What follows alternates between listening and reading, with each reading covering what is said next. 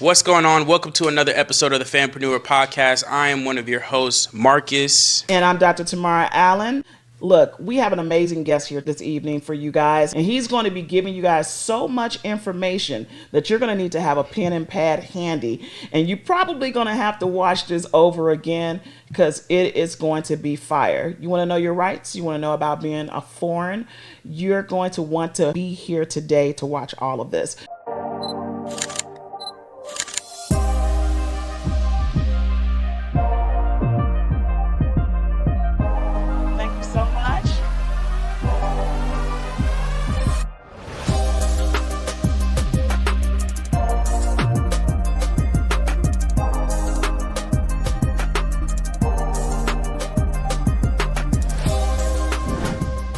So, GeneralHail, it's good to see you today. Nice to be here. We are so grateful to have you. Thank you.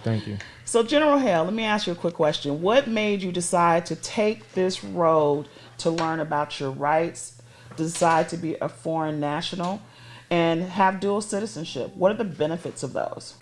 I just want to have, better control over my life, in general. When I realized that everything we do every day, we go into some sort of contracts every day, all day, every day. We're downloading apps, we're filling out applications, we're just doing all these downloads, accepting terms and conditions and, of course, not reading them and signing, and of course, without reserving rights within the contracts. So that's when I ventured over into areas of law. My first area of law was contract law. So I did do not only the private studies, but I also wanted to have a full understanding of the entirety. In order to do that, you got to kind of dip in both sides. So I did have certifications from Yale University as well as Harvard University for contract law. Really? I don't mention that often, but yeah. So that's how I kind of got overall understanding on both sides on what applies and what doesn't, because I did do both sides. That's amazing. So from there, well, first of all, I'm a certification junkie. I have a lot of certifications in many different things. Forensic auditing, that's when we was going into that because my intention was to establish a service that would be able to be a defense for, mortgages, student loans, car loans, credit card debt, you name it. Everything is about the contract, but the forensics of the contract. So, people make those claims and say, the bill has been paid already or they're monetizing the note and blah, blah, blah, blah, blah. Those are just accusations unless you have some type of tangible evidence to prove. And the only way you can really do that if you go into the forensic auditing of the account, which shows where we can show a fully detailed, 30 to 40 page report, showing the Bloomberg screenshots of the actual QSIP that's tied to the actual bond, that's tied to the promissory note, that's tied to the original application of that particular loan. Woo. That shows, the amount of the original debt and how much they monetized off it, So when you're saying monetized, they've been paid over and over and over again for the same actual loan. Is that not correct? 100%. Wow. So you said something that was pretty important about people downloading apps and not reading it and just saying, oh, I want this. Threads is a new app that has come into play. And what people don't understand is as soon as they download it, because it can't be removed, is now they're downloading all of their personal information like their credit score. How do you feel about that? And did you download it? Man, I was a victim. Look, let me be 100% honest with you. It's like, but me, I've been shadow banned forever. They shut me down. The page I'm on, that's a new page. That page is only like maybe six months old. Wow. Wait, the one that I DM'd you on and everything? Yeah. So You got a huge following for 6 months, bro. I started from 0 in January. And see, I was following the old account because I was wondering why I didn't see you They anymore. deleted my Instagram, my Facebook, and a Gmail account. Wow. Yeah, they said I'm impersonating myself. Wow. But yet, every other week there's a new page being created of me. You know what I'm saying? Who knows what they're doing with it? And they're trying to DM all of my followers and stuff like that, for some type of scams. But they're alive and well with their pages. Right. So they're in cahoots. Yeah, they're allowing people impersonating us. Facebook does not provide any form of support or anything. You see what I mean? It was a horrible experience. Now they got support if you got the meta verification. Nah. You don't even got the... No. What? No. Why? That was a part of the presentation yesterday. about Meta and that what it means to really be verified, the blue check. So you look up the company that owns that's the blue check company. So you're dealing with the KYC, to know your customer. Right, the verification stuff. They have an algorithm on live. So if you live and you just say something that goes against, their algorithm, what they want you to be speaking on, they can automatically convert that into like a FaceTime monitoring feature where now they can, it's a whole nother type of fraud detection now. Now they're kind of looping you into a whole nother realm in the algorithm. Wow. And then put it like this, we got to remember that what they're doing now is trying to find ways to get us to help them digitize us. Right. When you first sign up for the blue check, it's going to say, one of the conveniences is let your followers know that it's the real you. Right. What is that really saying? That's saying that now this person, this image that's on this phone is you, not you no more. This is the real you. Just confirmed and verified that this is the real you. The social media itself. Yeah. So now anything you say and do, with this digital image of self, you could be, of course, liable for. But that's not the biggest thing, is that now it goes back into the aspect and the purpose of identity creation and identity control, because they still have a multitude of different validation systems that they send through. So Meta and the blue check service provider, they're connecting, their systems with, like I said, the KYC. They're referencing things from the credit bureaus, certain public records, your emails, your phone numbers, all these. It's a multitude. Your facial recognition. They have all type of. I can't even halfway even. I have to do a whole nother segment on the blue check. That's how serious it is. Interesting. You don't do the facial recognition on your phone? Oh, hell no. So there is like a people that are like, they're not on social media. They don't believe in social media. They don't believe in anything revolving around the digital age. And so they're what they would call like, what is it, a black site? Like they're just not online. They're just in a cave, I guess you could say. Like, would you condone that? It's all about knowing how to navigate the web. You see what I mean? So it's like, you have to use protection. You know what I'm saying? You have to navigate the web. Right. Because if you don't know how to navigate the web, what happens is you become caught on the web, and then you become what? Prey of the predator. Right. You see what I mean? Exactly. So we got to be able to loop in and loop out. So that's why, even this month, I got to find some time to release these. So we're going to have different membership cards, for the Malachian Empire, because in order to even tap in certain parts of our portals, you have to be protected. So part of that protection is going to be our physical digital access cards, which is going to be like ID card, but it's going to flips out a little USB that you plug into your computer. So now when you boot up your computer, you're going to hit a hotkey. You can pick which operating system to operate on. So all the private operating systems, not Windows and the OSS, you're gonna operate on different versions of probably Linux and stuff like that. Wow. So now when you boot in, now you can access the portals. So this is the Underground Railroad, or Zion. It's like if I have my card with me right now, and I boot up off one of your computers and go do whatever for hours, for days. Once I unplug my key, there's no trace of anything I've done, been to, nothing. It all goes with me. I want that now. Yeah, that's because we got to understand. I got VPN switchers. I'm big in Nebraska here, this, there, but they're still, they can still track if they wanted to. Yeah, let's be real. Yeah, because now when it boils down to full privacy, remember, privacy is everything. It's still about tracking and identifying, right? Right. So now it's always some numbers, some traces of numbers that lead back to a person, or you see what I mean, or location. You see what I mean? So that IP address, you see.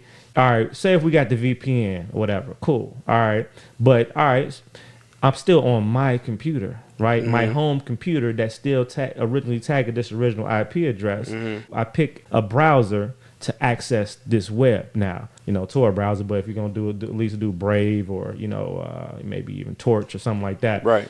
So we go the websites, how they're built right now, and because of appliance and stuff like that, they're now obligated to give the disclaimers on, I'll accept these cookies and stuff like that. The mess you got to accept now. Back in the day, but people still don't even know what the heck, what I'm saying? They still, accept. You know what I'm saying? Imagine Chip Ahoy's, right?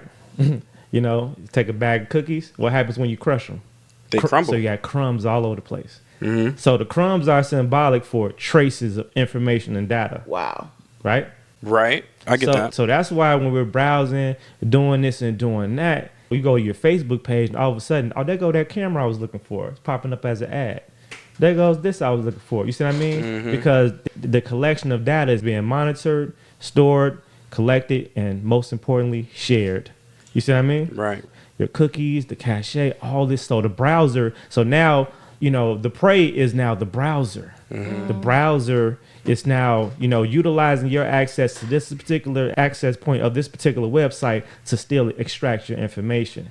You see what I mean? Okay. The VPN changer still is not doing any justice on your privacy. Because you still have ultimately. cookies and cache that is attached to and it. it's all the invisible information that's actually downloading off of these different access points called websites that's still latching onto your computer. That's why slowly but surely, if you're operating off of anything, especially a Windows operating system, you're gonna slowly but surely be starting attracting malware and viruses and stuff like that. So now we get into that. Okay, well, if I get Norton, we'll be good. If we get McAfee, we'll be good. No. So there's a whole nother matrix because Norton and McAfee is one of the biggest known predators. They're the ones that release a lot of the tyrants on the system. Yep. You know what I'm saying? Like, if you ever had it on your system, first of all, they're horrible anyway. But if you ever had it in your system might be operating good. If you ever let your subscription lapse, they release all the tyrants. Oh, wow. That's crazy. Yeah. That's crazy. And the owner of that, who just recently killed himself. It's a serious story about the owner. Yeah, now. I remember him being on when we were talking to him. He was literally inside of a box. When I say of a box, it had aluminum all around him because he didn't want them to track him. That was an indication right there. Like, he's like, they can't find me. I'm inside. You can't trace me. But let me tell you about this. I mean, it was mind blowing to see nothing but aluminum foil all over.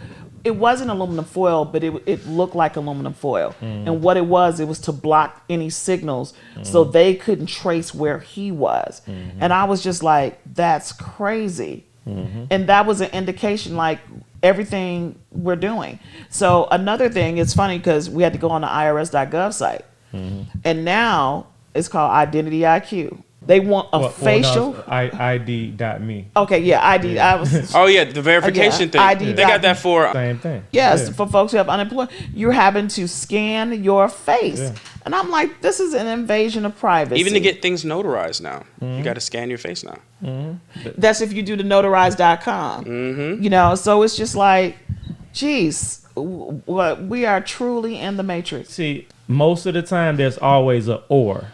And the or is the private side. What was we doing? Because I was taking people through the trademark application yesterday, and they want to do identity verification through the ID.me system, right. Or you can mail in your blah blah blah to this address. So of course we're gonna do the or. You know what I'm saying? So it's all about that mild inconvenience and patience. Of just waiting a couple extra weeks and stuff people like don't want the patience; they want quickness. But if they're patient, they can stay private. Yeah. So what is your number one thing of how people can become private? I think people just need to do a complete reset first. Like everything. Like sometimes you got to burn down the whole house. You know what I'm saying? Like not literally, but I was about to say, wait. I know my eyes. I was like, wait. Whoever seen Billions? Oh yeah, for sure. I haven't have watched it yet. That's my favorite show. Civilians, Succession, Suits. Like, they got subliminal messages in these shows, man. Anybody that comes to, like, to work with me or whatever, like behind the scenes, like part of my internal affairs team, that's part of their homework assignments. To watch the shows? Yeah. I think that's a great idea. The whole series? Yeah. Yes. And we got to discuss. I guess they got to, because each member of my team, each character, main character inside of these shows identifies a particular member of my team. Right? So Black Mirror, Succession, Suits, and Billions. Especially Billions. I look at it as a high-level business gangster movie. You know what I'm saying? Because people, that is so true. People think the war, like, beef is still there. It's different, though. It's different beef. It's high-level beef now. You got the political beef. You got the corporate beef. You got all this other beef, and stakes are higher. You're talking about billions now. Yeah. Right? Wow. So, what's the name kept on prying at him, and he thought it was a bug in the office. Yeah, I remember that. Remember the bug? See, the thing is, we can't say certain things because, Yeah. Now you remember what he did, right? Yeah. He gutted the whole place. He gutted the whole place out.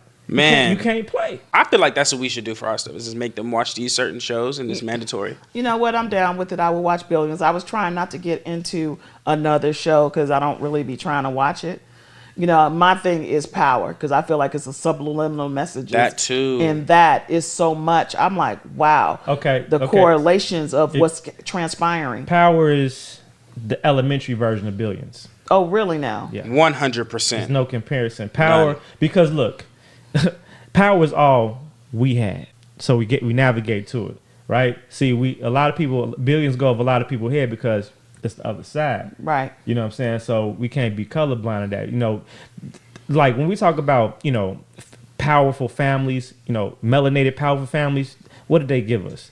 Power is the best, almost the best we got, almost. You know, You're right about that. You know, but other than that, we had Empire. Oh my God! I was just about to say Empire. Let's not really mention that though, because that's an insult. Power was consistent. Oh my God. It was consistent about everything, about how you had asset protection, how everything was in a trust, how everything was protected. It was consistent. This trust situation that's going on with them, with Malik and what his dad did, he went a whole nother step inside of the trust. But then you have Stern, okay? The white guy that's kind of, because I'm expecting him to come back in season 4 because he done lost his trust. So of course, he ain't gonna be able to go back to school because they're about to be in war. But it was just the control aspect. If you go back to the original series of Power and how he was trying to control Ghost and be like, look, if you got to do this, and then I'll give you this. And so it's like, I'm definitely gonna watch Billions now because I was like, I'm not watching another show. Blacklist. Oh my God. Raymond Reddy. Yes. I have an alias. Yo, I'm not even gonna hold you. I've watched Blacklist like 5 times. The whole thing. Blacklist is crazy. I've only saw some of it. Blacklist is the one with the bald-headed guy, right? Yes. Raymond Reddy. Right. That man is the GOAT. Oh my God. One minute he's a good guy, then he's a bad guy. You don't know which way he is. He always stand on principle. He was though. consistent. He always stand on principle. Just don't poach into my business. That's all he cared about. And his number one thing was trust. Yep. You know, He was super protected. you cannot, and everybody knew the rules. You see what I mean? Okay. Yeah, okay. you gotta You gotta watch that. Lord, I'm so focused, but okay. Billions, I'm gonna start with first. You want to know with Billions first. You want to know why I watched Billions originally, and then when I started getting into the asset protection side, why it connected? Because we're traders first, Right, we're So traders. Billions is all about trading and investing. That's what they kept saying. They said, Mom, you've got to watch Billions because it's about the trading aspect. And I was like, nope, I don't want to see anything else. Because to me, it's like a waste of time watching TV. And, they used to call it, what? giving The subliminal idiot messages. box. We gotta know what to tune into. You know what I'm saying? You're right. Because it's there's certain things are educational. That's okay. Put it like this: Billions was so impactful for me. That's what triggered me, inspired me to even create Trade Capital. That's where Trade Capital came from. Wow. Axe Capital, Trade Capital. You know what's crazy? I created Vinci Capital because of Billions. Really? Yes. That's why you did that? That's 100% And why I see, did mine was Mansa I Musa. watched Billions and I was like, yo, this man is on a different level. Yeah. Now, mind you, I didn't watch it, but that's why I had. It's so because deep. Of the trading part, that was the reason why I had created Mansa Musa, the Mansa Musa group, because it was all like, we need to start doing some stuff on a whole nother level. We need to step outside and get this investment. So thinking about that now, of course, the fiat is dead, basically. Okay. So how do you tell people to invest? What should they be doing now with their money? Converting it over into some type of digital aspect, but I can't even really say that 100% because we just gotta understand where the world is going as far as digitally. I think eventually, maybe, possibly, that every family maybe should have their own coin. You already know. Well, that's what we have. We already own it. And guess where I got it from? Well, You.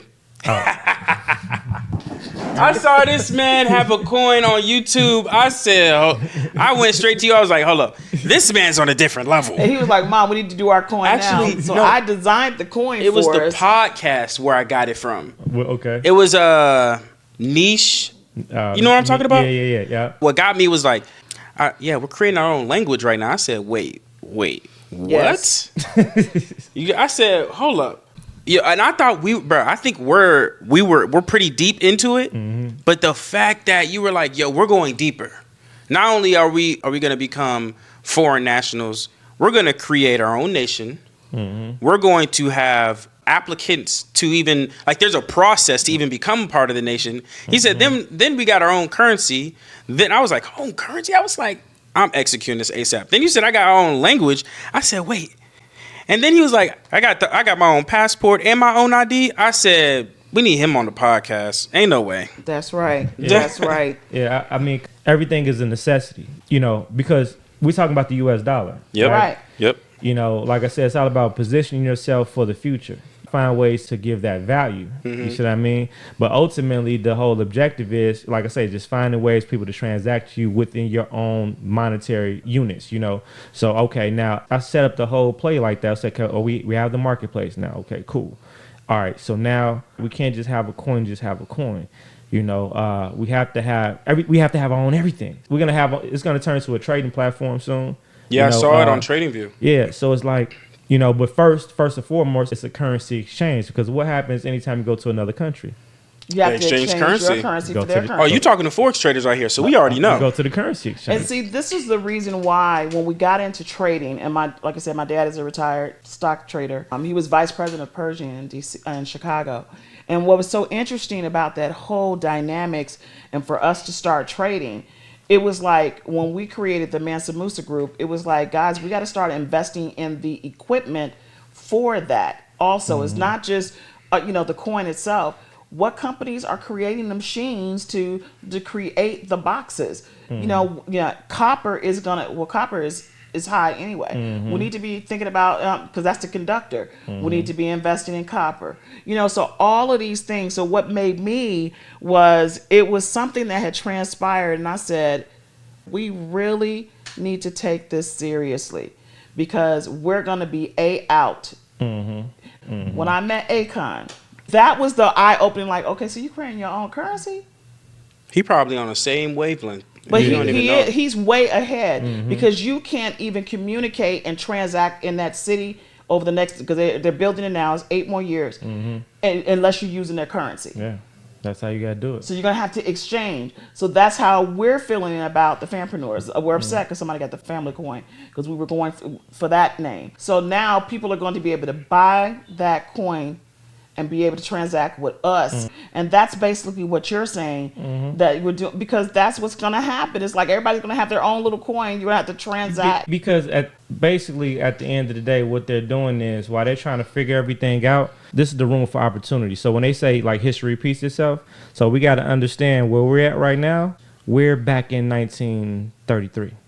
Wow. We're in the redemption movement again right now. Man versus machine. Yeah, like I said, except they're not forcing us to, taking our gold and silver away. We're selling it. We're buying it again. But the world it's not going to be. We're not going to get back to the point of, like, okay, the dollar bill is gonna die, and then we're gonna be going to Walmart with bundles of gold and stuff. It's not gonna do. It's not. It's not gonna be like that. Of course not.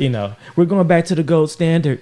No, we're not. Not in that aspect. No. Not in that aspect. Nah. If anything, it'll just make gold more valuable.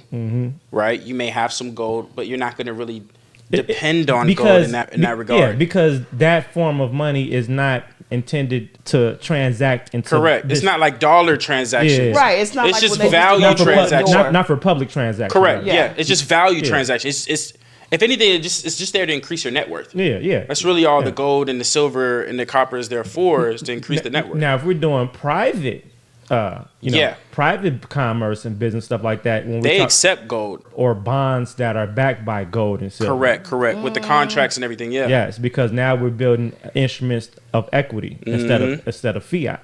Because we can all print up our own bonds and stuff like that and just put a dollar amount, but that has no true weight to it unless it has something that is backed by actual. 1,000%. Yeah, you see? It's 1,000%. interesting you said, because that's what my father kept saying about the Bitcoin's not backed by anything. I said, Dad, I'm trying to tell you, it's going to change the world. No matter, I said, whether it's that or the technology behind it, it's going to change how we do commerce from this moment on. So when you say original instrument and contract, can you explain to everyone how that is in use. Because what do you mean original instrument or contract? Well, folks don't understand that. So can you put it in plain English for us dum-dums? You mean as far as like the first contract we've ever encountered? Correct. Oh yeah, so that's the birth certificate application. You know, that's The birth first, certificate. The birth certificate application. Now I know, but what Yeah. you mean the birth certificate? It's that little piece of paper that the doctor came in with on the clipboard, probably when you was about to push him out, and then he's like, "Hey, we need you to sign here." Let me tell you the story. What happened with my son? The mother of my son, right? She's already trained on certain aspects as far as the contracts and stuff like this. Right? Okay. So if you better not sign your name without that UCC 1-308, all right? You know, so we didn't have no complaints there. So when they first gave us the original, contract application, you know, we had signed off and stuff like that. We was both clear-headed at that point right there. So she wasn't up under amnesia at that point. But then right when she gets to, like, hours later, when she's about to go into labor and stuff like that, the doctor comes in with another clipboard that has, I think where they put the baby feed and fingerprints and stuff like that. That's another aspect as well. Of identification, So they waited right until his head was coming out until she came with the clipboard and the ink pad, and she took her hand for her, inked it, and put it on the boom, boom, boom. That's her. Now that's her signature. That's the final signature she need, right? So now, as soon as she did that, while everybody was like, "Oh, like he just came out," they're like, "Oh my God, he's so cute, he's so cute." I'm over here with the clipboard, like with my phone scanner, like click, click, click, click. First in line, first in time. So as soon as we got out the hospital the next day, I went and claimed everything, even the wristband she had on her wrist, and the wristband he had on his. You know what I'm saying? What do you mean claim? I filed it on the record as my property. Got you. Declaration of ownership. Got you. You know what I'm saying? So as soon as the because we end up getting birth certificates. You know what I'm saying? So it's all about knowing how to control the contract. Got first you. in line, first time. You see what I mean? So as soon as the birth certificate was completed within that 7-day period, I've already had it authenticated. You know what I'm saying? So like securing their public side, and while I'm creating their private side. You see what I mean? So hey, we can exist in both worlds if we know how to control and navigate. You see what I mean? And that's what we want people to understand. That's what people are scared of. They're scared to do that. Why are people scared to do that? People feel what they don't understand. That's facts. So that's what it's all about. So if not, okay, we have the private home births and whatever if you want to do that. The doula, the midwives. Yeah, but if you control the aspect of life, you have to control the aspect of death as well. But so the problem is we gave them control over the gateway of life and the gateway of death, which is our birthing process and the process of our transition. We have to manage our own birthing, our own birth records, our own transitions of certificates. So how does one get their privacy back? How does one get themselves out of that type of situation? Because a lot of people don't want to be, but they don't understand or know or how to even go about it. So what's the first step a person should do? You have to be tapped into some form of network, community, or organization. Well, we are, tribe, Right. which we have a culture that does certain things a certain way. You see what I mean? That's what makes it difficult because usually nobody that we're around is with that. You That's see what true. I mean? Correct. So it's like, who do I call for this? You see what I mean? So lack of access to human resources or, just a network of, to know how to, what to, when to, or, proper preparation. You see what I mean? How do I even prepare for that mentally and physically? Yeah. So it's just a lot of things that we have to do. But once we change that, all it takes is one family unit to kind of do that. You know what I'm saying? And then you just clone that model, that family model, because I think we should be doing things like instead of sending our people to their grave sites, we need to have our own private family burial land trust, right? Which are going to give significant value and added protection to your land and the assets that's on top of the land, and to turn that ground that the property is on into sacred territory now. Now we're going to cemetery law. So cemetery law has a lot of control over what's going on in the public side of commerce and stuff like that because everything was kind of born dead. Okay, so since you brought that up, because that's what Trump did with his ex-wife, because he buried her on his land. Is cemetery law in this book? It should be. It should be. Okay, well, It wait a should be. minute, because I forgot to mention this, guys, in the beginning. This man has written 2 important books. The first one is Trustology, Understanding Trust and How It Applies to You. I've already read half that book, bro. Oh, really? Yeah, it's a wrap, bro. You must know And why. like, seriously. And the second one is The Superior Law of Contracts, Understanding Contract Law and How It Applies to You, Your Business, and Your Relationships. On Amazon, you can find his books and on his store. So you guys need to get these 2 books. And he's read half. I read like the first 12 pages because he took it back from me. Okay, I got to get a quick overview on that. What you thinking so far? Bro, that thing was fire. We were I didn't reading know it how many. yesterday. Look, I learned. Where do I even start? Okay, what we talked about yesterday on our call. Yeah. So, one, you know how they say that there's 2 types of trust? First of all, have you read other trust books? Yes. Okay. Yes. The Passing of the Buck. What is it? Consis. Mm-hmm. Yeah, When it what's talks that- about express trust. Yeah. I can never remember that name. The wise. Yeah, the wise. Yeah. Exactly. There was another Family Trust. And there was another book I can't remember. But that book was so simple. I would say if you're looking for a book to kind of get the overview, because you give like the overview of like a lot of different things. Like, of course, I would probably read some books that like Family Trust is still a good book to read if you needed to go more in depth. But like if you're needing to just understand trust, asset protection in one place, that book is. I love it, but one, I didn't even know that there was different types. So you know how they say there's 2 types of trust: irrevocable trust and revocable trust. Right. Now, of course, that's like the type, but really it's further than that. There's like personal trust, organizational trust, Yes. societal trust. I never even heard of those before. That's the types Well, of trust. that's what I was telling you. That was when I created the presentation on trust. I was like, there's more than just those trusts. It depends on what trust it is. What I definitely like, and I did skim it, was will versus trust. Because everyone thinks if you don't have a trust, that you're going to be okay if you have a will. And that doesn't 100% protect you. At all. Nah. But that's what they want you to think, that it's going to protect you, and it doesn't, because it's going to go to probate court no matter what. Because people always say, which one should I get, a will or a trust? Asking, you know what I'm saying? Yeah. Like you know, I don't know. Should I breathe or not? You know, like if I drink water, do I have to intake air as well? Right. Do I breathe out my nose or out my mouth? You know what I'm saying? You know, should I put both my left and my right foot on sure? You know, Exactly. you might want to if you want to have a Right. balance. If you want to work well together. No. But it's so important. I feel like, just a second what you said, Mamiya, like, I'm not even going to lie to you. That book is fire. Like, the book is like really, really good. It gives a person a great overview if they want to understand. You put it in a simpler term. Like I said, I didn't get a chance to finish all of it. I'm just glad I got my own, because we were really fighting over the book, like on some real talk. Okay, I was like, can I have it now? He was like, no, Mom, I'm reading it. I'm like, but I want to read it too. That was the It was primary good. goal, is to make the most comprehensive as possible. It is the most comprehensive for sure. I still would suggest people to read those other books. Like if they want to get more in depth in some of the different types of trust that exist, because like you said, there's hundreds of types of trust.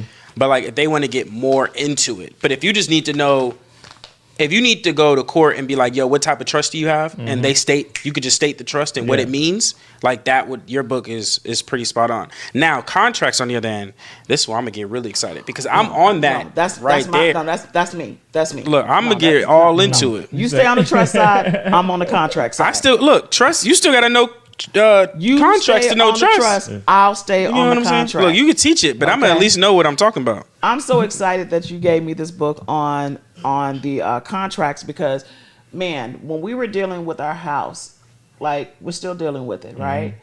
You know, because we were part of the mortgage fraud, all right, where they separated the note from the mortgage, the deed from the mortgage, and so it's like we've only paid our mortgage for a little over 3 years in the 20 years that we've been here. So whatever I was doing was sticking, right? It was sticking.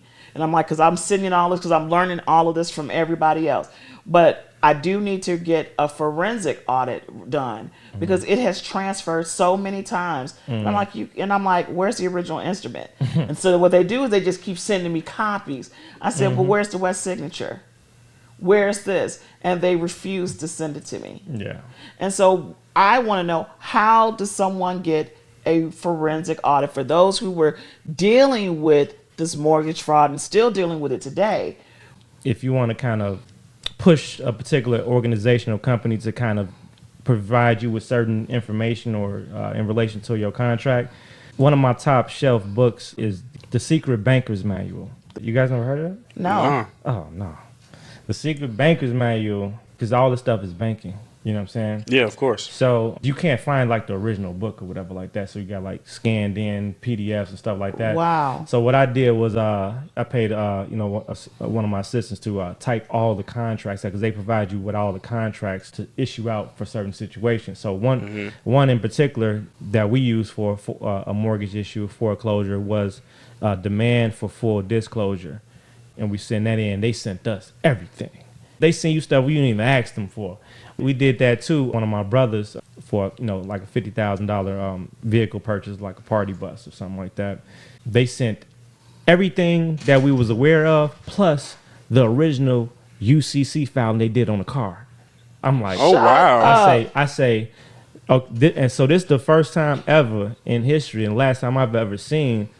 What people got to understand is a majority of these companies are operating in a fraud type of capacity. They're pretending to be secure parties and stuff like That's why that. suits are so important, because that's all they were doing. This company was the real deal. Let me tell you what's interesting when you said that. So when we do our processing, we use Stripe, right? And Stripe will give you capital, right? Oh yeah, and they have the UCC section in there. And so I know, if you don't pay them back, they say, I will file a UCC on you, a Uniform Commercial Code, and they tell you on you if we do not get our money back. I was like, shut your face. So now within our company, when we're doing business and people have to pay us, we let them know when they sign their agreement, if you don't pay us in full, we will file a UCC filing on you. Now you have to find a way to the collateral that Stripe uses, of course, is your personal information. That's why they take your social security number and stuff like that, so to make sure that stuff can ping on your credit if things go bad. But yeah, put in that demand notice for full disclosure. So we did that, and it knocked out the loan servicer. So basically, the loan servicer.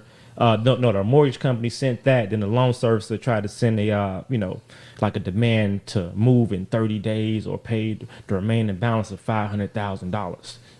You know what I'm saying?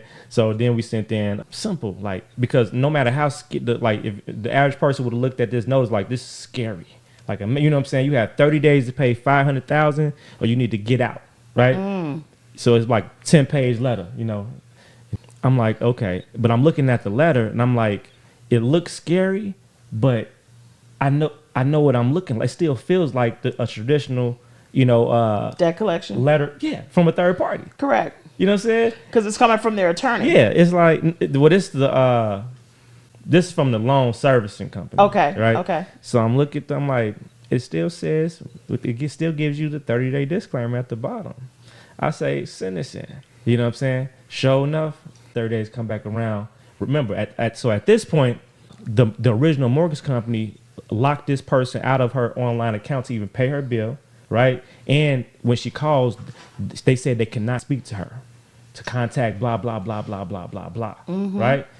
All of a sudden, she gets a new welcome letter in the mail from the original mortgage company and telling her, please don't send the money there anymore. Send it to us, right? So what? Hold on. So the debt, the debt, originally started for the mortgage company, and then they automatically transfer it to so this is a normal process now when you go through the mortgage. It starts here, you go through the mortgage company, then they transfer it for the debt to this particular company to service the loan. Correct. But we got to understand, when that happens, that's when the debt was paid. Right, but we go into contract automatically with this third party because we're thinking like, hey, they all, it's all the same, So right then and there was paid. So what happens when they try to And the tax write-off. Yeah, when they try to front the move like that with the demand, and we shoot them with the validation, and after we demanded the full disclosure, we knocked them out the box now. We knocked the third party out the box. Now they have no other option but to pass it right back in or to another third party, but they pass it back to the original party. And that their whole thing was to come back at her as if nothing ever happened. They would call her every single day, multiple times. You know what I'm saying? By email, text. I'm talking about everything. You know what I'm saying? But they're saying that there's an investment company. I'll say in my case, mine was Countrywide. You know, Countrywide was messing everybody up. Okay. Then they transferred it over to Bank of America. Then they transferred it over to Mr. Cooper. Which Bank of America is going through a mortgage thing now. And then they transferred it over to some company called Celine. And they're servicers. Okay. They're not the original creditor. They're not the one that I filed an original instrument with. Right. Okay. So how are you able to collect if you're not the original and I didn't sign my name with you? I just think, like I said, that was my first mortgage issue that I assist somebody with. But even up under those conditions of not really having no time, you know, and just going off less than 30 days. But the problem is that she wanted to keep fighting. She wanted to go sue now. The whole problem was that basically she had the mortgage for 2 years. She's never missed a payment, right? So they still try to put up on a foreclosure because they claim there was a breach in the contract based on the documentation that she used to acquire the mortgage, right? So that means they did a random audit, which is weird and ironic for somebody that's paying you every month on time, right? And so I'm trying to make this make sense or whatever. So only thing that can make this make sense is the fact that there's a clause inside of the mortgage agreement that says we have up to 2 years to XYZ, meaning we have the right to go back in and blah, blah, blah, blah, blah. Because in a regular sense, their job during the underwriting process to determine whether something is valid, invalid, fraud, or whatever, before you grant them the mortgage loan. You see what I mean? So the only reason that will make that make sense is if it was an inside finesse, you know, in relation from either the banks, the mortgage company, and the attorneys, right? Because think about it, if you move into these brand new house, into this brand new neighborhood and stuff like that, this is in Texas, and $500,000 house, right? So they know when a person first moves into the house, you've been there 2 years. What have you done in 2 years? You put money into it. Right. Equity. Got schools now that's been built In the district, right. So now you hope you could find some type of issue inside of the contract so you can put a breach of contract in. So now you can take the house back and the equity and resell it again. It's genius. Wow. You know what I'm saying? Because if somebody's paying you every month, you sell me your house, I'm paying you, give me the loan though. I'm paying you every month, on time. Why are you going back into the contract trying to, what? I'm paying you every month. But the loan is already paid for. See, we ain't even gotten to that aspect of it. It's like they double sharking. Correct. The loan is paid for the day you sign your name. Yeah, but what people got to do is once reserve their rights to that mortgage contract for one. Once you get that original deed in your hands, you need to immediately authenticate it and draft up a declaration of ownership and put that on the record. Y'all hear that? I wish I would have had this information at the time when I purchased my home. You need to wrap the whole contract, and especially that deed, and put it on the record in the gate and solidify and reserve your rights within that contract. And then as soon as you get that first notice from that third party, what's the name, you hit them, knock them out the park. Or if they ever try you always in position to defend yourself. The problem is most people don't be in a position to defend themselves, because a lot of these things they didn't do. Right. So, we're not saying not pay what you owe. What we're saying is you do have other rights. Yeah. And that's people like, oh, you're just trying to get out of it. No, mine was fraud, straight up fraud. They took advantage of us, and so evidently whatever I sent in was sticking because ain't no way they're gonna let you stay in a house for 16 years without paying. So there was something that I gave them that's kind of scaring them, but then they try me every time. Oh, we're getting ready to foreclose. It's contracts. It's all about the contracts and time. It's all about time too. I got several situations with that. Vehicles, cars.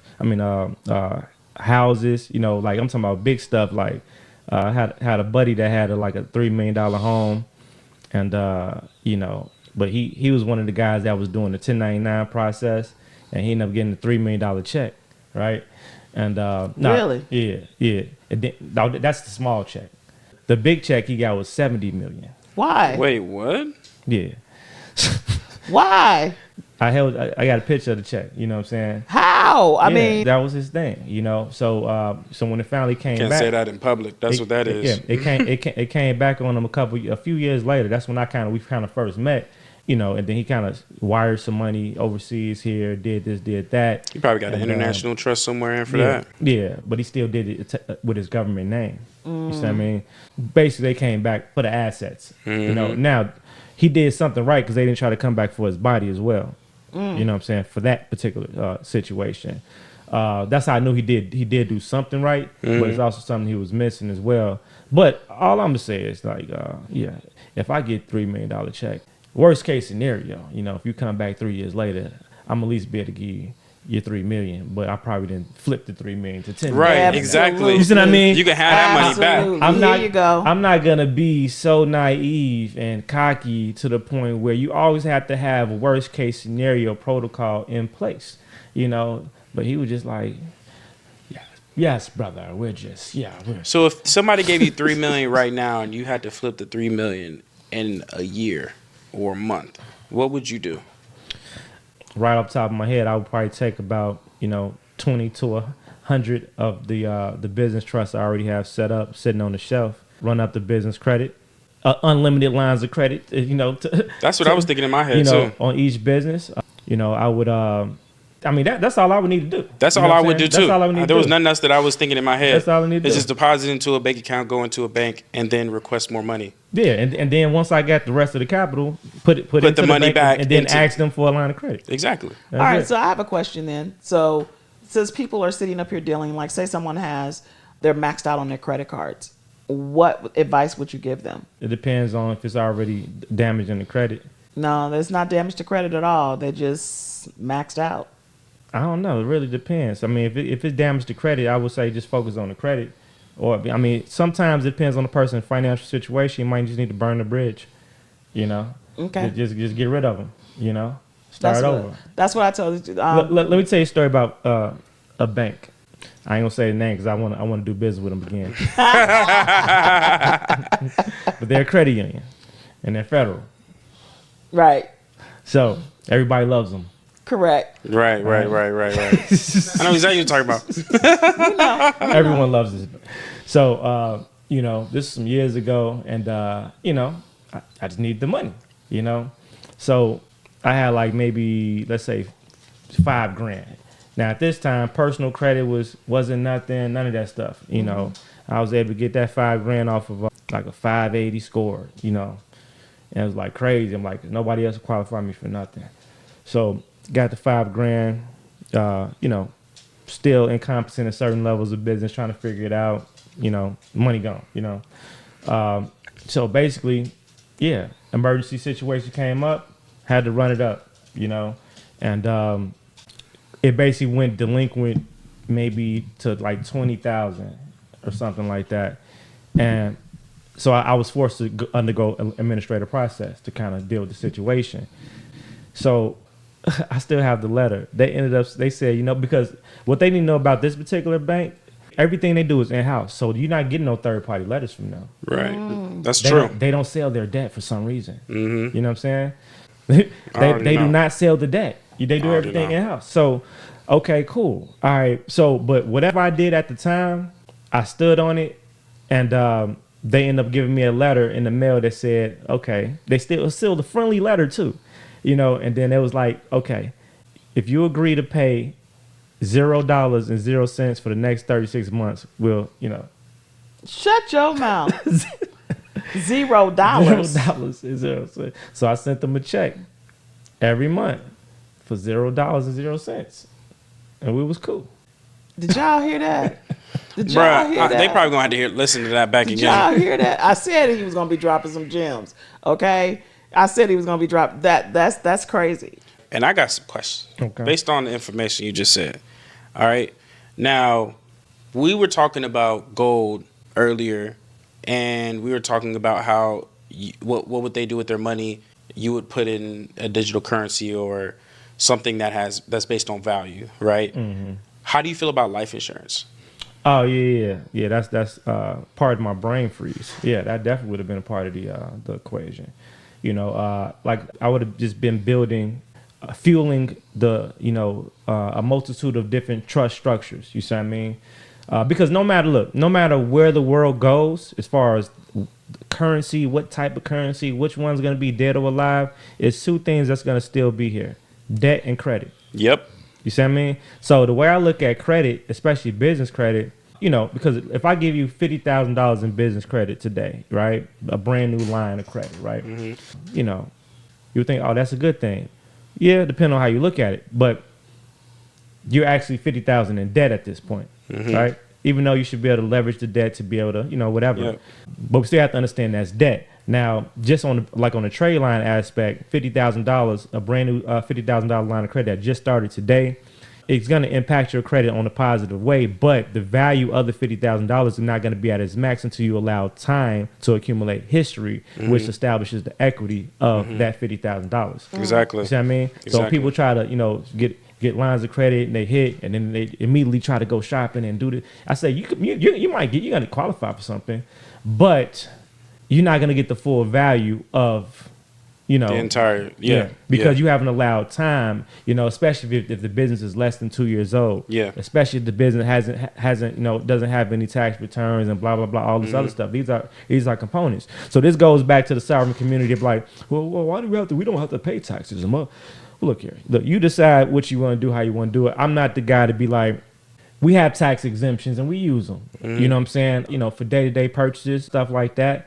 But on the business side, I'm more so an aspect of being in a position to properly leverage the taxes. Right. So if you have the appropriate CPA, which is should be one of your best friends, their job is to at the top, because when people think about taxes, they think about it towards the end of the year. No. There needs to be a tax plan that starts at the beginning of every year, of every season, right? 100%. So as your CPA, as your competent and good CPA, I would be like, I need to be in tune with you and your business, right? So I would know it's my job to identify, when it comes across, my desk or whatever, different things that you may qualify for as far as grants, loans, line, whatever. Because first of all, I get paid every time you get paid. Facts. Right? Because I'm going to be doing a grant for you. I'm going to be doing it. You know what I'm saying? So I learned this, when I came. I have a near close to Jewish type of CPA, right? Not close to Jewish. Yeah. And he was an expert in IRS law and codes and stuff like that. And he also knew somebody in the inside, but he was very expensive. You have to kind of know what you're doing at the same time, because English is not that great, and he kind of like you might miss something and sign up for something that kind of cost you, because he's not. You got to kind of control him at the same time, so you got to be careful. You know what I'm saying? Gotcha. But I was able to do that. You know what I'm saying? So of course now he probably done made, I don't know, in a year he might make 20,000-30,000 from me, but probably didn't get me, Man, some decent change. Maybe 300,000. Where does your cash flow come from?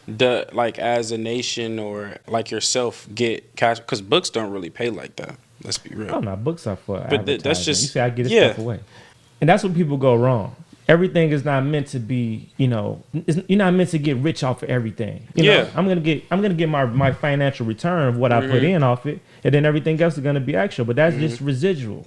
Right? I don't got to worry about at this point. You press order, it's going to ship to you, done. But for my family, my friends, here you go. No problem. Like, what am I? I'm not going to be out. Adds credibility to you. But no disrespect to people that that's what they do. They write books, and this is what the center of what they do. You see what I mean? This is not the center of what I do. If I focus on this, I'm gonna lapse in the bigger areas I have to conquer. Right. So what is the center? Man, that center is huge. I'm in a win-win situation, because look, if these are $50 a piece, right? I use a company like one of the biggest distribution companies at this point, especially online, as far like Amazon, to distribute my books. I positioned myself to acquire and retain my publishing rights, right? they get their little commissions or whatever like that, but the rights over the material and the publishing Belongs to you. belongs to me because I didn't accept their free ISBN numbers. Correct. So if I already created the publishing company, Tell just from opening the page. I did my own ISBN, and I get my ISBN numbers in bulk. Just Right. Because There's a website. There's a where you website can that you get can it do that. Yeah. well, Amazon got it from the same. It's only one main site that you get your That's Your true. ISBNs. Yeah. yeah, and then other companies are middlemans of the main source of the ISBN numbers. And I didn't know that until I went through the process of publishing my book. And then when I'm going through the process of publishing my book, I'm like, wait a minute. Everything is a learning experience. I'm like, oh my God, it's a whole another matrix inside the But booking, they get booking us world. right. It's a matrix within a Most matrix people within a signed up matrix. the regular train, got on the regular train because it was easy. It's free too. Right. Yeah, it's it's super free. It's free. I'll do it. I mean, look, we wrote our books as well. I made sure that Barcode costs. exactly. That's crazy to me. We Okay. create our own barcodes. We sure can. I created my own barcode. I didn't go through their You barcodes need the when I ISBN did my number, create book. the barcode. There you Why? go. Why? But not, if you don't know, there's always a financial gain in ignorance. Ignorance tax. just Yeah, what they say, ignorance ignorance tax. to the law. Ignorance to the law. So, okay, so I got another question for you. If somebody has messed up, because like I said, I'm all about understanding the contracts and the laws and dealing with the credit portion because that's what our community really deals with. The average is between a 580 and a 660. They're on that semi-cusp. They are the high utilization or they didn't pay their credit cards because they didn't understand management. But you just said something earlier about they can chuck it, okay? So what about this adverse action? Like when credit cards lower your limits or things of that nature. What can a person do to get those limits back? First, let me let you guys know. The end game to these books is that, remember, the Malachi University is launching in September. What do all schools have? Books. Textbooks. To be more These exact. are the general study textbooks. The contract law course, You did that. the trust. I'm just writing all the books for the institution.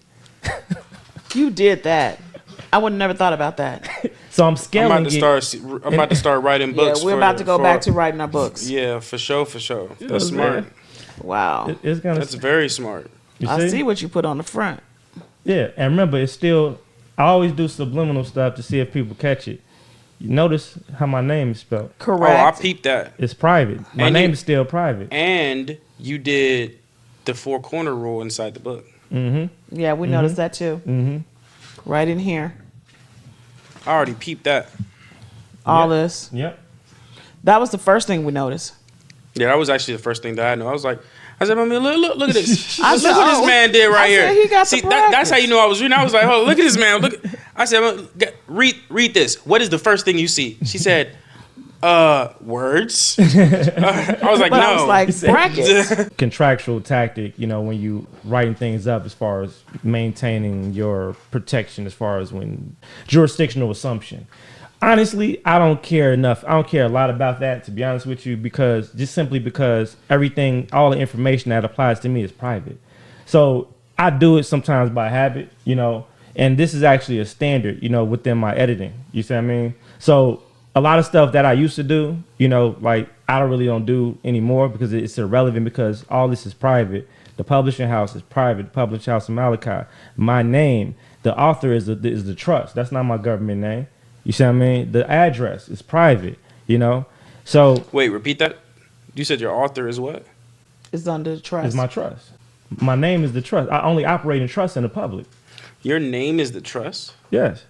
But the rule is when you're publishing, but I still wanted to make it even more private by while we're establishing the Malachi language, this is another coding method that we use to decode our words. So this is in a particular type of text, right? That you can use. You can use your Google Lens, and if you trace over it, it'll translate it back to Neapolis and Weak Malachi.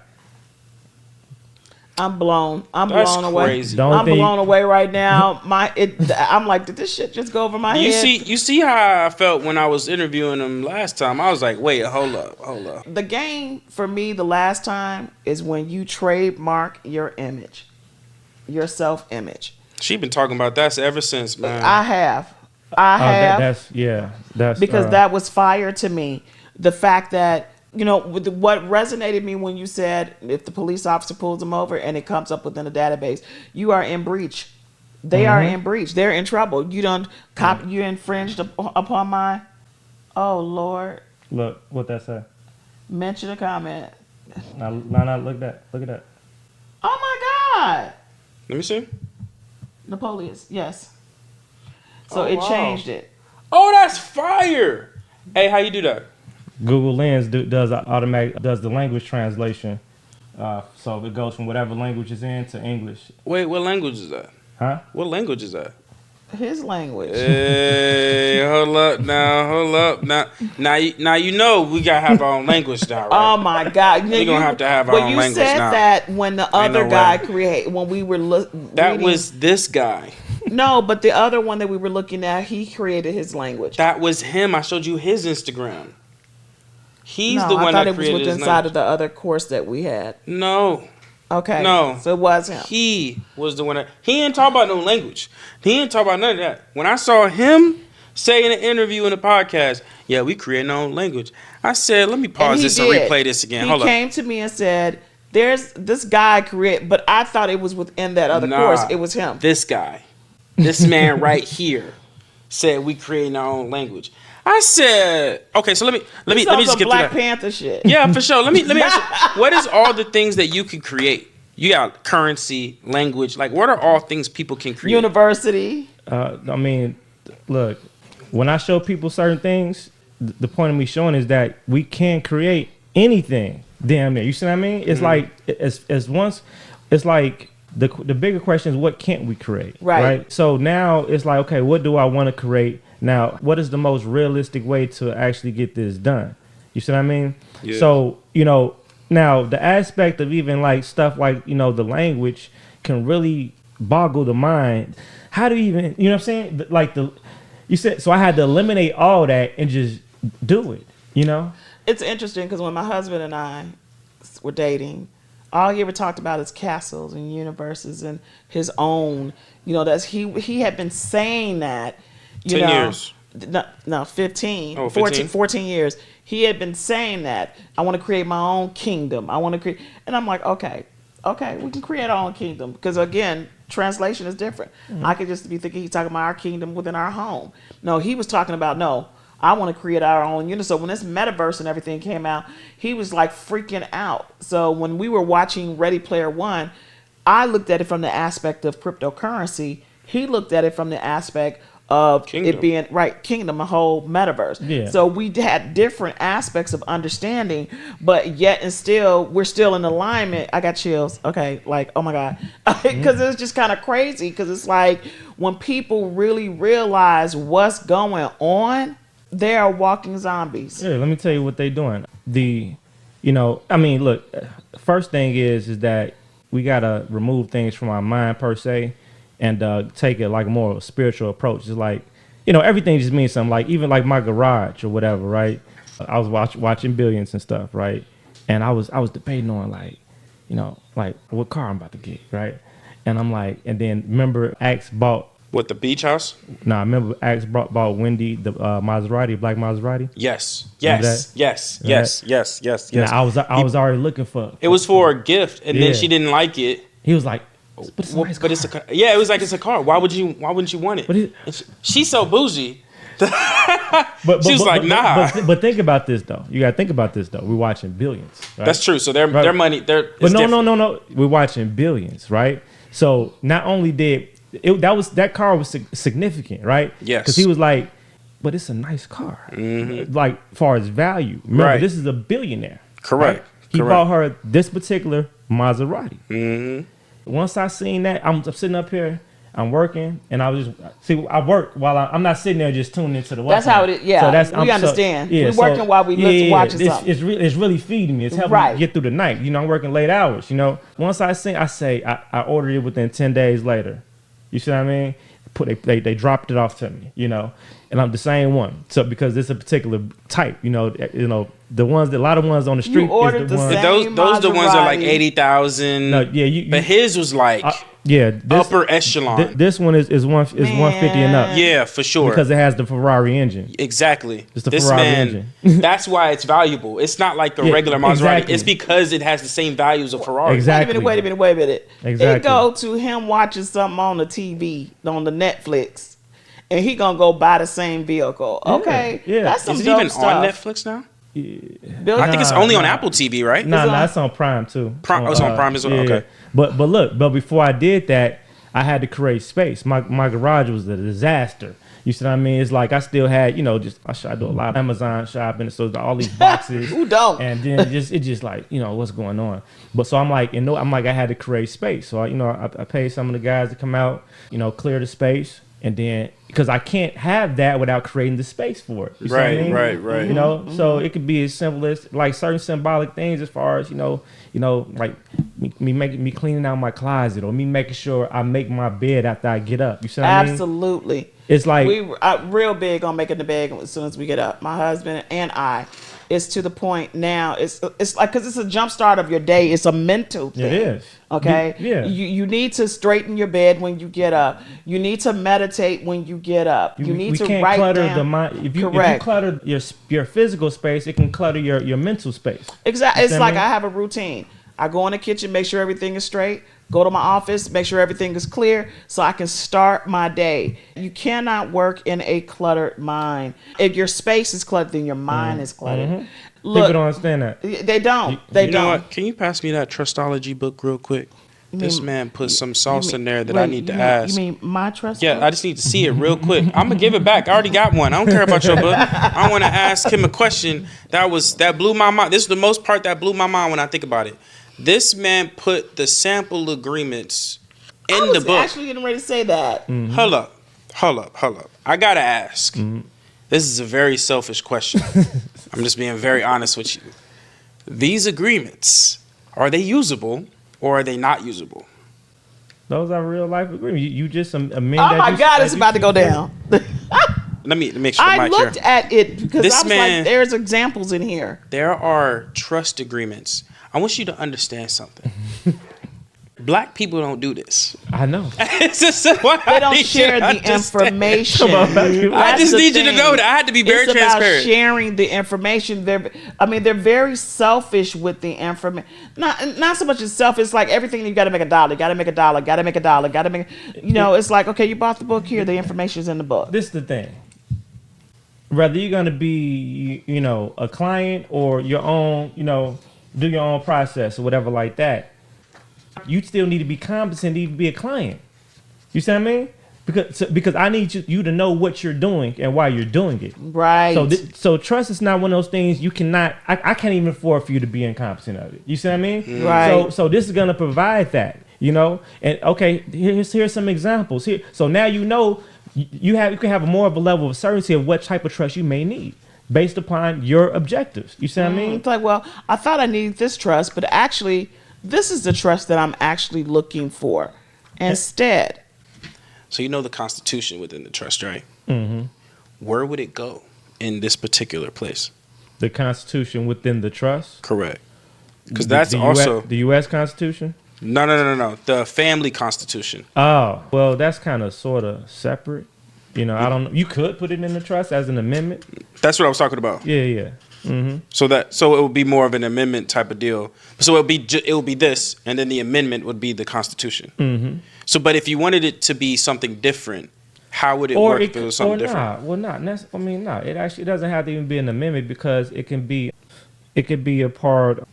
I don't want to call it just remove Constitution, right. The title off, and just put it in the body of the trust, Right, it can be labeled like if it's like provisions, right, or block. You know what I'm saying? Like that's just the body of the what's name. That's what I was asking. Yeah, that's what I was asking. So for people who aren't aware of what I'm talking about, right? Like when I say the Constitution, so a lot of people are talking about like wills versus trusts, right? And so wills is more of something that is going to make you go to probate. You go, it's going to be public. Everybody, think of Jerry Springer, that whole situation.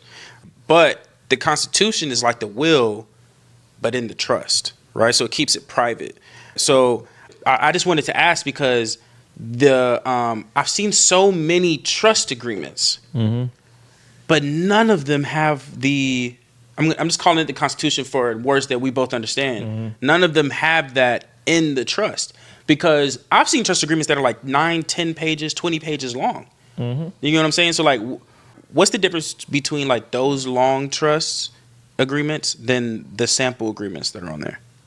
It's all circumstantial. You see what I mean? I mean, Gotcha. honestly, look, the simpler the better. You know what I'm saying? He's very detailed. I would. Well, if I am. well, this is the thing. If the details apply to you, okay, yeah. But if you got 50 pages that don't even apply to your situation, it can be a conflict of interest, right? For sure. You know, because you done wrote clauses in there that that don't apply to you. And then it's creating a restriction. You always should be, and I think we should get a habit of start right now to own trust from hand. You know what I'm saying? Right now, to our wills. Let me ask you: did you see that situation with Jerry Springer? Mm-hmm. Now, I think it was actually ended up being a joke. No, that was not a joke. That was real life. I thought they ended up saying that it was fake, but not no joke. I think they ended up saying that it was a fake. No. You ain't see that? I showed it to you. It was that, but if it was truly real, that was insane. Yeah. That was real. Yeah. That was not fake. So could they contest that, the two daughters? I mean, because that sucker was on video doing that. I mean, look, whatever that man wrote out, they can't contest whatever he had in his law. Right. That's a will. And he verbally did a video. Yeah, he can't. I mean, that's the whole point. Doesn't matter how people feel. You know, it's about what's on the paper. You know, black That's words the on white contract. paper. That's the contract. That's the agreement. You know. Ooh, and when she called him a prick at the end, it was nothing. Crazy. Because it was nothing. She said, you can have the house. You guys can do whatever you want with the house and split it, sell it and split it. But the rest of my money is going to my two other children. That was insane. That was no joke. That was not a joke. Okay, we're going to have to go back and check it because some That- people were saying it was actually a hoax. But the thing is, when I seen that, even though how crazy it is, it wasn't like I wasn't super surprised, because imagine Jerry Springer was in a wild community. He really was. Yes, He he got to stand there for a was. long time, and mainly Our community. Look, black people love. I used to run home from fifth grade in for school real, just to watch it. Jerry. I don't even supposed to be watching Jerry Springer every time. So what makes me think it's real, because it was dealing in a sense with his own life. He had children by a black woman. So I can see if he was really naturally attracted to black women. Yes. You know? He did a lot of black women on the show. Well, he was just like the other guy. Is this your baby? I can't remember. Maury Povich. You know, so that was just insane. But look, we could be here all day, because when I say he's a wealth of knowledge, he's a wealth of knowledge. So we're going to have to bring him back, which we are. We're going to bring you at FamCon, famconexpo.com, guys. He's going to be one of our guest speakers. So if you want to learn more, get his books. Don't forget to go to Amazon.com, or you can see him in person at FamCon Expo. You guys got to come out, famconexpo.com. So, GeneralHail, Yes. Hellraiser. I'm Technically, blown. it's Hell Lord. Okay. Or is it Lord Hell? No, Lord Hellraiser. Hellraiser. It's like how they used to be back in the day, like What made Hell, you, what you know what I'm made you use that? Wait, I'm trying to figure this out. What made you use that name, Hellraiser?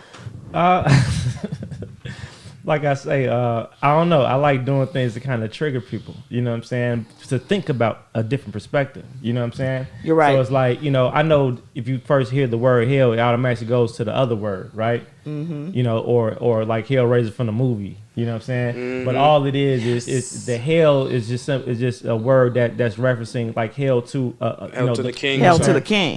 That's it. That's all. You see Well, what I mean? our birthdays are on the same day. Yes. April Fool's babies. Exactly. I know you got fooled, man. Yeah. Always. I always did it. It was always. I would say that was the highlight of my year. Mm-hmm. Fooling her was the highlight of my year. Man, No, it's crazy, because I'm seeing all this Kendrick alignment. So when you divinity, and I'm just like, Why do we have so much in common? So when I saw your birthday, I was like, that's why. So our minds are thinking the same way. And it's like, once you're zoned in and you see something, that's it. It's like, I'm focused. I don't need to see anything else. I'm focused. Okay. But no, I'm just excited about you guys, you know, you being here, and just the fact that you came over, not once, this man came twice. Okay. So we're going to feed him.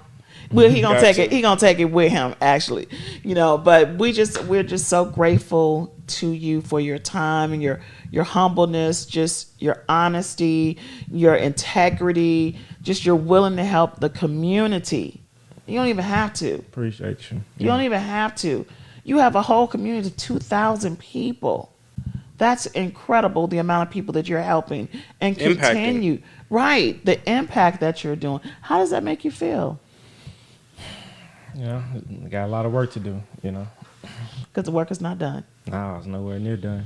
It'll never be done, honestly. Nah, so it's like people ask me that question. That's the craziest question in the world to me. You know, it's like, so what do you think it's going to be enough? Or just, when you could just like what? You mean, like what? Retire? It'll never be enough. Yeah, like, what do you mean? This is life. I have to do double and triple work. I got to do things that, you know, my grandfather wasn't able to complete. You know, I had to do things that my father wasn't able to complete. You see what I mean? I had to reestablish, I had to remold and recreate our whole family structure. You know, then bring my parents back in, you know, and reprogram them to be able to aid and assist and reposition them. You see what I mean? So it's like, you know, you wake up one day and you see your mom and your father, your auntie, like, wait, like, I don't even know, when did y'all get here? You know, you know, while I'm so much into it, I'm not even like, you see what I mean? I've never been like, you know, hey mom, hey dad, can you guys come, you know, support? None of that. No, I didn't have time to look for support or the validation, you know. You know, some people want validation. Yeah, but that's the worst thing to do. You know, if you wait and look for validation, a lot of times it's not going to come. It's not going to get done. You know, people are going to be there once you do applied act. Well, first of all, the art of manifestation, you know. First is the thought and the action. Then that's the manifestation, you know. So when I think of something, you know, I have to immediately apply action. Like if I could be driving, I'll pull over, write it down, because the thing about that is when you get a download out the blue, I swear it will fall right out your head. It sure will. Really That's like will. when you have those dreams. It will fall right out of your head. You have to hurry up and transfer that thought energy into the physical world by simply writing it down. It's infinity, because you don't know when the opportunity of that coming back around to you again. You don't. It could be tomorrow, next week, next month, next year, or even 20 years from now. Of a thought. People really don't realize the power of an idea, you know? And then the second you even just simply writing the idea down, it's the art of manifestation. So now that's the first look. That's the first brick right there of your whole empire, of your whole foundation. Now all it's about boom, boom, boom. Okay, see what fits. See what, you know what I'm saying? That's all I do. But my thing is this, is because I got so much stuff to do. You know, a lot of stuff I try to get done. Don't even ask me how long it took me to even make them books. It's not even humanly possible, right? And those books don't look like they've been thrown together, do they? No, it looked like you took your time. It looked like that book, like you read like 18 books to try to figure out what half that information is. Yeah. I don't spend more than a week on a book. I can't afford to be working on a book for years. Actually, the first book I technically started was the Malachi Bible, not knowing it was going to be the Malachi Bible, right? This had to be 2000, maybe 9 or 8. I'm waiting to get the confirmation to other publishing now. But all this time for that book, but look how important this particular book is. Right. You know, the Malachi Bible is the foundation of everything we're doing. You see what I mean? And how does a Bible, so what is the structure of how to write a Bible? That's what I'm trying to figure out. There's no blueprint in it, you know? It's like, how do you want your family structure to be? Yeah, that's your Bible. It's what you want inside That's of when it. we talk about your will. You know, what should I put in my will? I don't know. That's your will. You know, if I say, hey, sis, hey, you can have this TV when I leave, but you got to get him the remote and give him the batteries. You know what I'm saying? And he gets the plug. So guess what? That made so now, you know, for the life of this situation, you can enjoy this TV without having him, and him in some aspect, because he got the remote and he got the battery. You see what I mean? Facts. Crazy. If I want to create a strategy to keep my family together, like, funny example, but stuff like that. That's what your will is about. Is about the specifications of what happens and when it happens and what happens with what. You know what I'm saying? And or the stipulations of you can have this when you accomplish this or do X, Y, Z, X, Y, Z. You see what I mean? So the trust is not involving all that. The trust is the is the storage facility that's holding the vehicles and stuff like that. The will is the direction. They come together. So I'm not giving you $1 million without no direction. You crazy? Exactly. I have always dreamt about the trust that I was going to leave for Marcus and Alex. And I said, yeah, they probably, now that I saw Tariq, you see, I mean, he's controlling me eating death. I said it will be controlling them, so to speak, not in a negative way, but just like, hey, at every aspect of your life, when you hit 30, when you hit 40, when you hit 50, when you hit 60, certain things will be released to you only because we're wanting to protect you and you don't go wilding out, Yeah. So it's just crazy. So last question, your jewelry. What is the significance? I mean, I know, but what is the significance of the audience that's looking at these beautiful copper pieces with particular stones? What do they mean? Well, in general, so he has a name. His name is Hellcat. So he's a defender, the protection. You see what I mean? He actually, I think I told you guys that, like I said, it's times that, because we was out last night, so he was absorbing a lot of energy. You felt it? What? Yeah, I think that's part of what I guess my superpowers. I have to be able to absorb the energy of the people to really be able to feel what they need. You see what I mean? So, like, every person is different. It's like, that's why people don't understand, like, if somebody asks you, can they spend a night over your house? It's like, well, I'll just be over here. I won't bother you. It don't matter if you over there. You still in my house. You're still in the area. So it's like, if somebody calls you, it's like, if I pick up the phone, I'm allowing you access into my space, into my world. So I still have to. Some people, you have to prepare yourself to. Sometimes I have to take a deep. All right. Hello. You see what I mean? Because there's a young lady that's like that. I was like, no, she can't come over here anymore because the energy was just so off for me that it made me uncomfortable in my own house. I was like, no. Yeah, you got to have a certain type of energy to be in my house, man.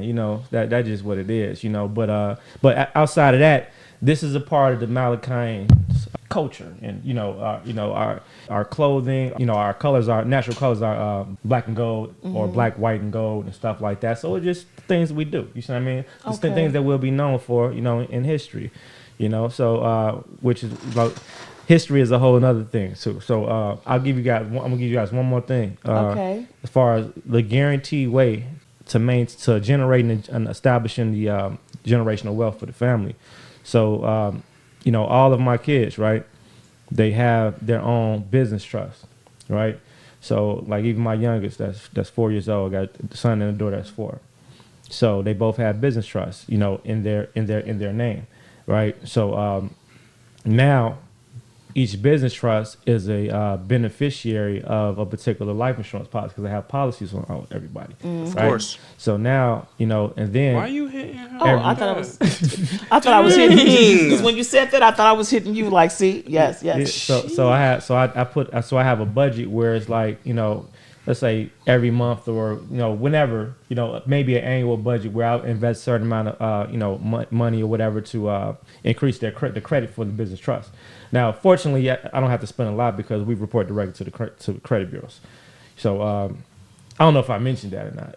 Say what now? Yeah, we have contracts directly with the credit bureau, so we report directly to the business credit bureaus. See, that's why I be taking notes the whole time because I ain't finna play no games. Connection directly with the credit bureaus, which we know are technically the consumer reporting agencies at the end of the day. Well, no, that's personal. So it's not the consumers.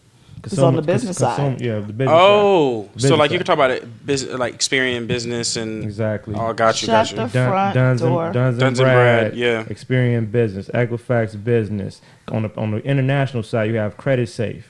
You have, Yeah, that's the new you one. Yeah, and Credit Safe actually feeds off. Experian actually feeds off Credit Safe. Then you have SBFE, Small Business Financial Exchange, Yeah. which is like a hub that they all kind of feed off of and stuff like that. So it's different ways on that. And yeah, I have another surprise for you guys. You're gonna have to wait to see that though. But so imagine like from 4 years old to the point when they turn 21. Now they have 18 plus year, History. Business. You see what I mean? With credit already built with all them years of credit history as well. Because you can have a business but still no credit history. Correct. You see what I mean? So now of course now as they're growing up, we're establishing their consumer credit at the same time. So now they're gonna be crazy 800-900 scores by the time they 18, 21. With already business credit cards, and I was now look when I'm going to going shopping and stuff like that, I'm not using my credit cards. Of course not. I'm using theirs. Of course. You know what I'm saying? So it's like all I'm doing is I'm the trustee right now. In the so-called black community, we have been subject to having no head starts. Our natural starting point is zero credit it's score. negative zero. Yeah, or we've acquired the debt of our parents because we didn't put cable bills and light bills in their name. You know what I'm saying? It's like Or in our name. I have never done that with my children. I have never violated their credit and used their credit. I have seen so many people do that. Yeah. It's sad. Because we don't understand credit. We 'Cause don't we- understand right. contracts. We don't understand none of this stuff. I was taught, you know what I'm saying? If you don't got the cash, you don't need it.